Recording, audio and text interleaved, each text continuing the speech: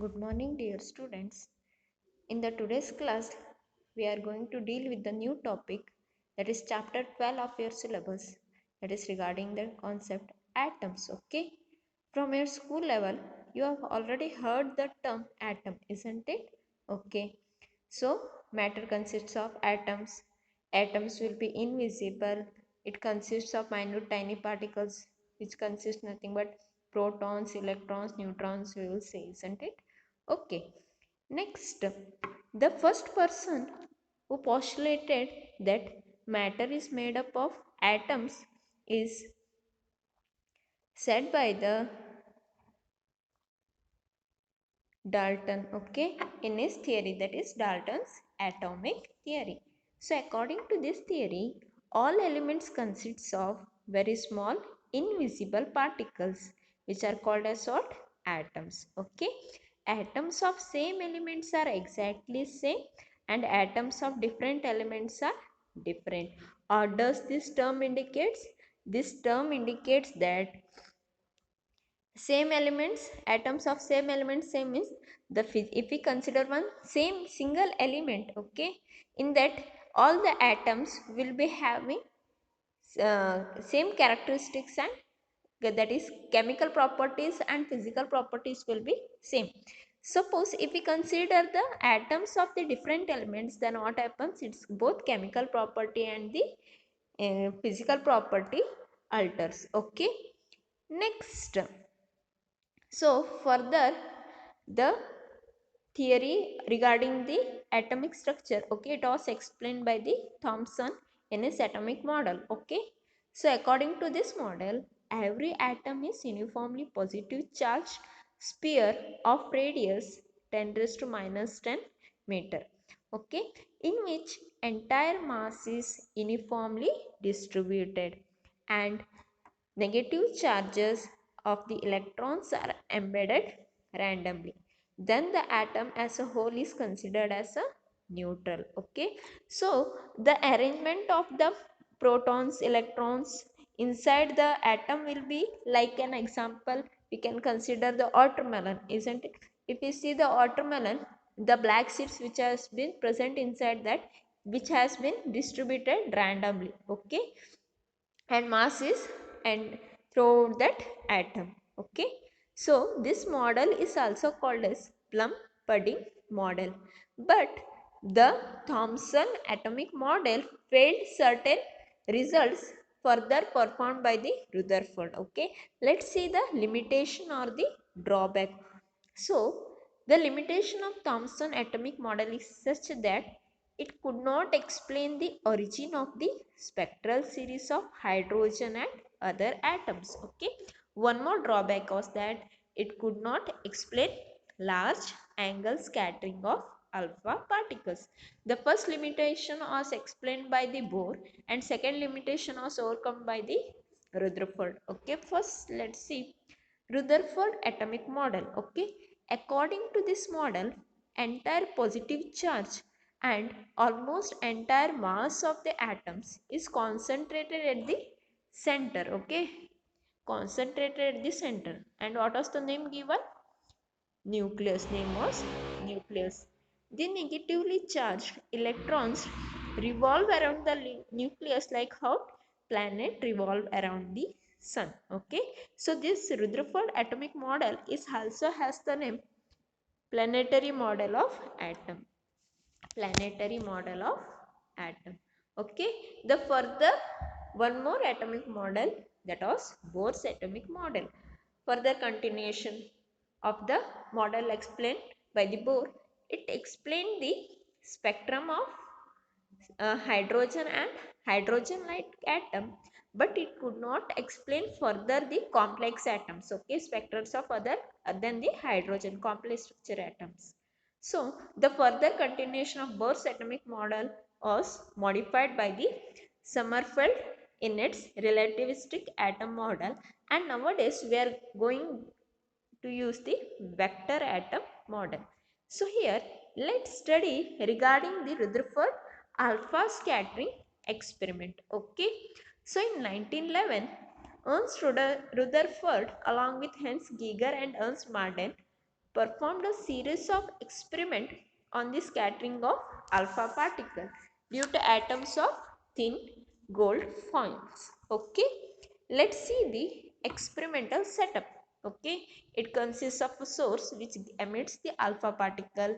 Then it was the experimental setup which consists of a screen to detect the scattered alpha particles and a thin metal foil. Okay, so here also you can see some dot spots on the screen, okay, through which we can detect the scattered range of alpha particles. Okay, so let's see the experimental setup, how it was that.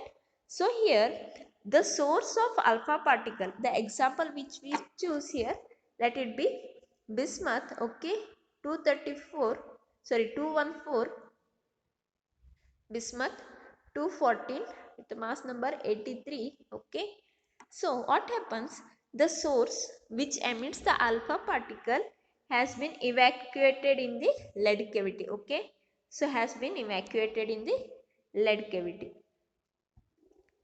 Next, so next it passes the beam of alpha particles and made to incident on the thin gold foil. Okay, so these alpha particles are made to incident on the thin gold foil. So the thickness of the thin gold foil was 2.1 into 10 raised to minus 7 meter. Okay, the thickness of the gold foil was how much? 2.1 into 10 raised to minus 7 meter. Okay, so here you can see the scattered alpha particles in different direction. So you can see here theta is the scattering angle. Some of the angle will be alpha particle will be scattered here, some in the straight direction, some few are in the backward direction. So this everything can be seen through a detector microscope. Okay, and its count can be counted using the scintillation counter. So the alpha particle which get incident on the screen, it produces the bright flashes or scintillations on the zinc sulfide screen. Okay, so the screen you can see here now, that is of zinc sulfide screen. Okay, and this dot indicates what, the alpha scattered alpha particle, that mark it is. Okay, next, so in the diagram you can see the variation of the angle of deviation of the alpha particle from its initial direction. Okay, this is theta, so this value is also theta. So if I consider that somewhere here this value will be also some theta, so that angle varies. Okay, that angle, very small angle is also there, large angle is also there, scattering with small angle and scattering with large angle, which can be explained here. Okay, so it has been observed that when alpha particle has been incident on the gold foil, what happens, majority of the alpha particle without any collision with the gold coil, okay, gold foil, it passes and it leaves behind the mark on the screen. Okay, so that small angle will be of scattering will be, that angle will be very small. Okay, scattering angle will be very small.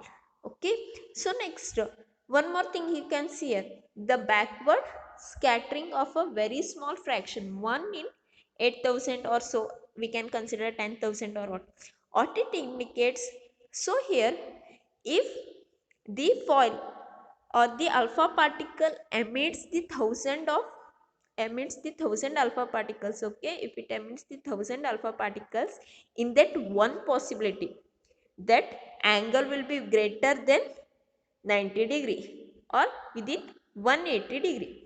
So what I said just now is that, so majority passes through the foil. Okay, majority of the alpha particle passes through the foil without any collision means the angle will be very small, that is less than 1 degree.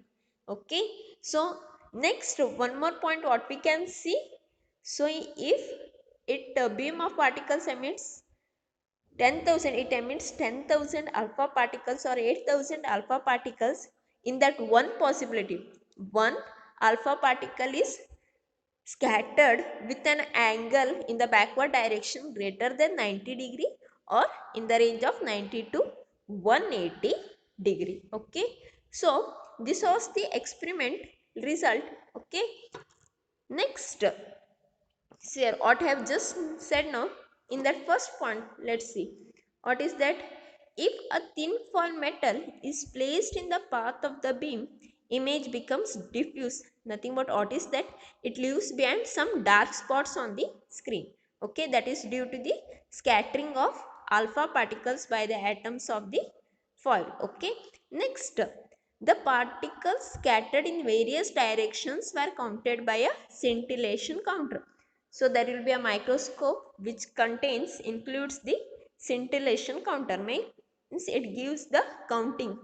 Okay, next one more thing, it was found that almost most of the particles scattered through an angle of the order of 1 degree or less, that is here.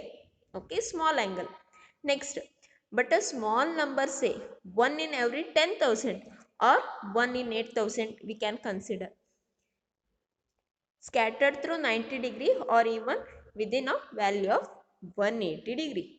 So this was the experiment, how it has been performed. Okay, so we can see the variations, that is what happens if scattering angle varies, the number of alpha particles scattered ought we obtain, we can see here in the graph. Okay, so scattering angle is the angle. Okay, in this graph you will get the x-axis is scattering angle and y-axis number of scattered particles which has been detected with the help of the scintillation counter. Okay, so here, so if the angle is less, okay, if the angle is less, the number of scattered particle will be more. Okay, for small angle, that what I have just said, isn't it? If angle is less than 1 degree, okay, angle less than 1 degree, in that case the number of particles which has been scattered will be very large. Okay, so as the angle increases, as the angle value increases, okay, what we can see, the number of scattered particles will be detected will be very less, goes on decreasing. Okay, next,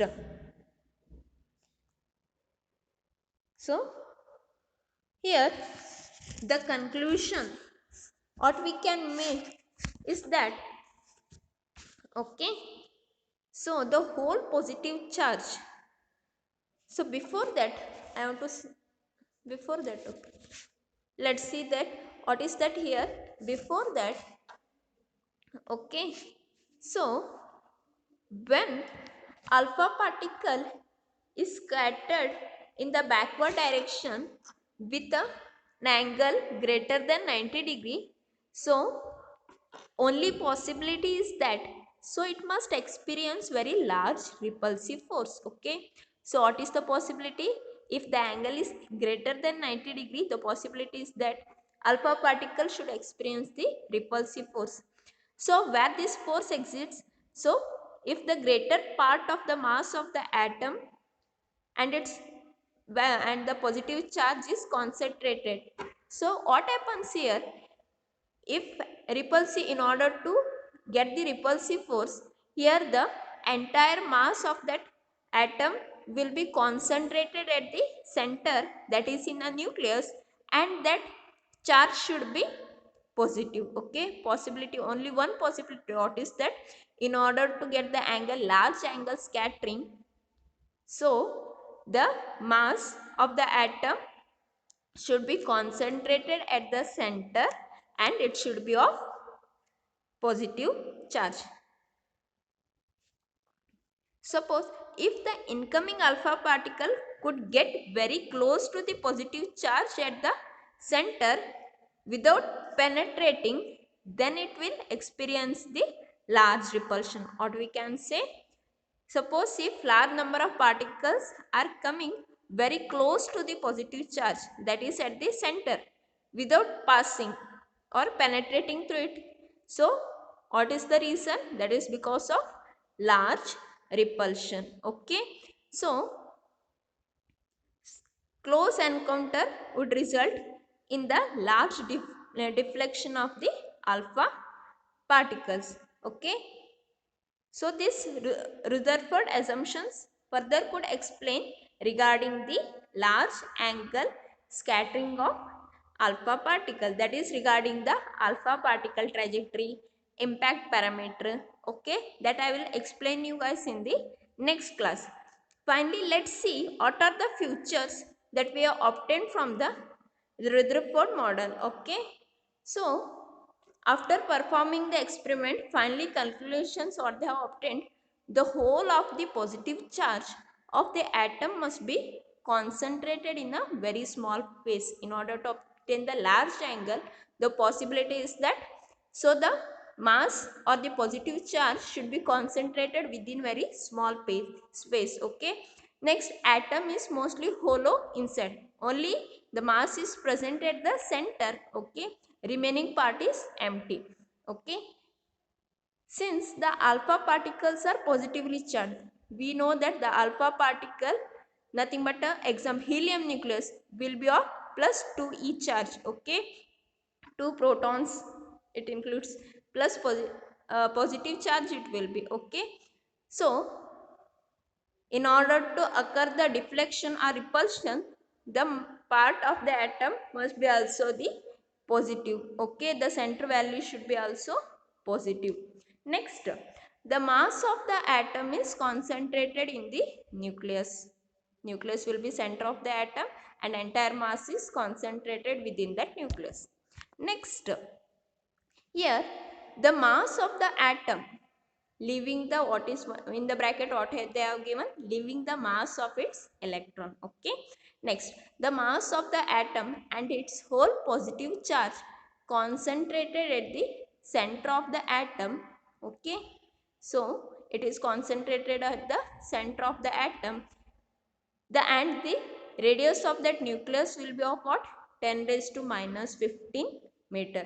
Nothing but what we can say here, the size of the nucleus is about 10 raised to minus 15. Okay, this center portion radius will be of 10 raised to minus 15. Next, the electrons will be distributed or around the nucleus in a hollow sphere. Okay. So, this entire thing is a atom center. The structure is a proton and neutron will be present, which will be neutral in charge, and in circular format it is rotating. Electrons are revolving around here. Okay. You can see the revolution of the electron through the, okay, in the hollow sphere. Okay. So that what is the radius value? That radius is 10 raised to minus 10. Don't get confused with the radius of the nucleus and the radius of the electrons from the hollow sphere. Here the radius of the nucleus is how much? 10 raised to minus 15. Radius of electron, nothing but the radius of the atom is 10 raised to minus 10 meter. Okay. So the result, actually the result of the Rutherford experiment, this is what according to the J.J. Thomson. Okay. This is the experimental result structure which we have obtained from the Rutherford alpha particle scattering experiment. Okay. So here it travels in a straight line. Okay. That is of because of large repulsion. Okay. And few repulsive force angle greater than 90 degree. Okay. So here using this diagram I am going to explain the alpha particle trajectory. Okay. Alpha particle trajectory of that. Okay. Next also regarding the impact parameter. Next, some important concepts, that is regarding the atomic spectra, that is spectral series of hydrogen atom. Then also the Bohr's model, or Bohr had explained, that is the postulate of Bohr atomic model.